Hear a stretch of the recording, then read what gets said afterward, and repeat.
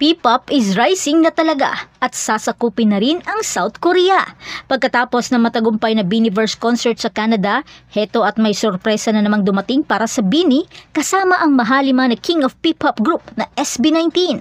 Talagang di na maawat ang pagkilala at pagyanig ng P-pop sa buong mundo dahil unti-unti na ngang nakilala at marami nang sumusuporta.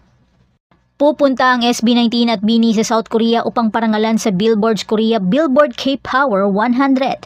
Ang Billboard Philippines ay opisyal na dinala ang Kings ng P-pop at ng Nations Girl Group sa highly anticipated launch ng Billboard Korea. Ang mga icon ng P-pop na SB19 at Beanie ay opisyal na pinili ng Billboard Philippines upang bigyan ng espesyal na parangal sa launch ng event ng Billboard Korea, ang Billboard K-Power 100 sa Seoul ngayong buwan. Ang Kings ng P-pop at ang Nations Girl Group ay opisyal na mag-a-attend at dadala